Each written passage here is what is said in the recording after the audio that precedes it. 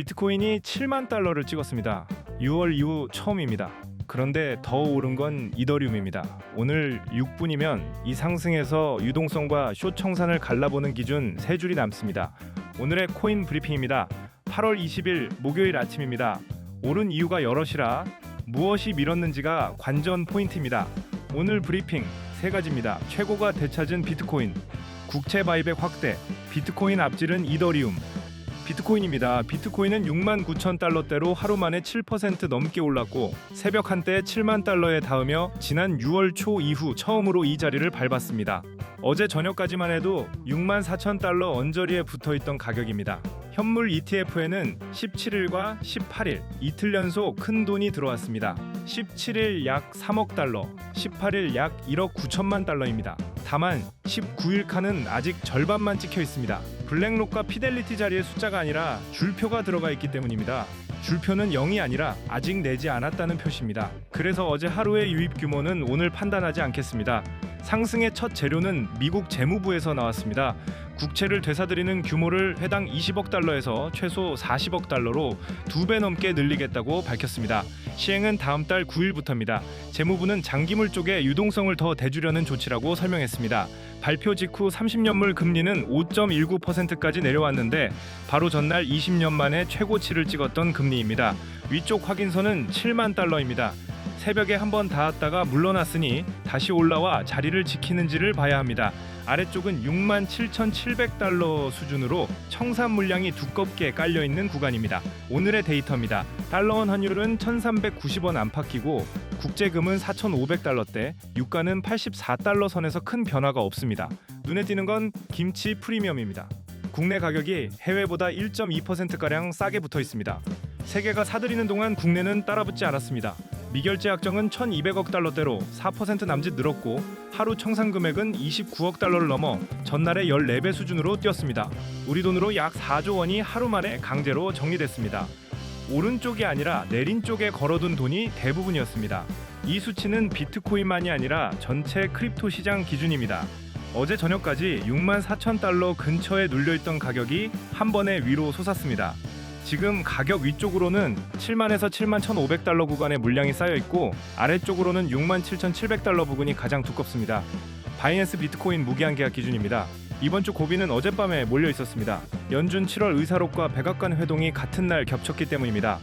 회동에는 코인베이스와 리플, 나스닥 같은 회사 경영진이 참석했고 증권거래위원회와 상품선물거래위원회 수장도 자리를 함께했습니다. 대통령은 의회의 시장구조법을 처리해달라고 요구했지만 언제 처리될지는 나오지 않았습니다. 남은 일정은 다음 달 9일 국채 바이백 시행과 16일 연준 회의입니다. 예측 시장에서 9월 동결 확률은 72%, 인상 확률은 28%로 어제와 크게 다르지 않습니다. 가격은 하루 만에 크게 움직였는데 금리 전망은 그대로라는 뜻입니다. 다만 이건 이렇게도 읽힙니다. 금리 전망이 아니라 국채를 되사는 돈, 즉 유동성 쪽이 움직였다는 것입니다. 이더리움입니다. 이더리움은 2,200달러대로 하루 만에 19% 가까이 올라 비트코인 상승폭의 2배를 넘겼습니다. 새벽 한때는 2,330달러까지 닿았습니다. 어제 아침만 해도 1,900달러 선이었습니다. 이더리움 ETF에도 이틀 연속 돈이 들어와 17일 약 3천만 달러에 이어 18일에는 약 7천만 달러가 유입됐습니다. 19일 역시 부분 보고라 숫자를 그대로 받지 않습니다. 여기서도 블랙록과 피델리티 자리가 줄표로 비어 있습니다. 같은 표를 어제도 그제도 이렇게 봤습니다. 8월 들어 이더리움 ETF는 들어오고 나가기를 되풀이해 왔습니다. 이번 달 초 나흘 연속 들어온 뒤 이틀 연속 빠져나갔고 14일에는 한 푼도 움직이지 않았습니다. 흐름이 바뀌었는지는 조금 더 봐야 합니다.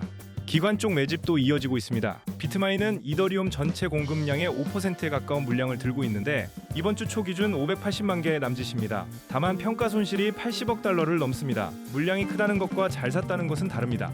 회사는 스테이킹 수익으로 버티고 있다는 입장입니다. 위쪽 확인선은 2,330달러로 새벽 고점이자 오늘의 첫 관문입니다. 아래쪽은 2,100달러 부근인데 어젯밤 오름폭의 절반을 되돌리는 자리입니다. 리플입니다. 리플은 1.13달러로 하루 만에 13%가량 올랐습니다. 어제까지 닷새 동안 1달러 선을 오르내리던 자리에서 한 번에 올라섰습니다. 국내 가격은 1,510원대입니다. 이 코인은 ETF 표가 없어 파생 쪽 흐름으로 상태를 봅니다.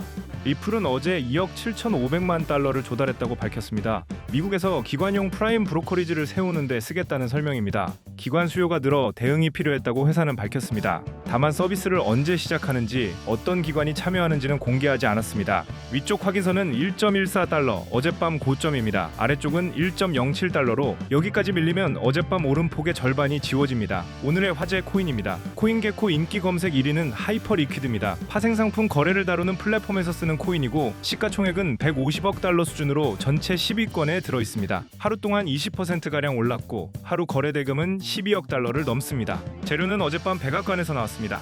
대통령이 상품선물거래위원회가 이 플랫폼을 미국 안으로 들이는 작업을 하고 있다고 말했습니다. 규정에 맞는 방식으로 들여오겠다는 취지였습니다. 확인된 것은 대통령의 발언과 가격뿐입니다. 확인되지 않은 것은 일정과 조건인데 규칙도 시점도 아직 나온 것이 없습니다. 그리고 이 코인은 국내 원화거래소에 상장돼 있지 않습니다. 업비트에 있는 하이퍼레이는 이름만 비슷한 다른 코인입니다. 헷갈리시면 안 됩니다. 재료가 겹친 날 쓰는 기준 3줄입니다. 줄표가 있으면 판단을 미루고 청산이 10억 달러를 넘으면 숏 청산을 의심하고 금리 전망이 그대로면 유동성으로 읽습니다. 지금 캡처해 두십시오. 오늘 저는 이 상승의 큰 몫을 유동성이 만들었다고 봤습니다. 제 해석의 약점을 찾으신 분은 댓글로 남겨주시기 바랍니다. 다음 회차에서 그대로 다루겠습니다. 오늘 기준 3줄이 쓸모가 있었다면 좋아요 한번 부탁드립니다. 구독과 알림 설정해 주시고 실시간 뉴스와 대응이 필요하시면 프로필 링크를 확인해 주시기 바랍니다.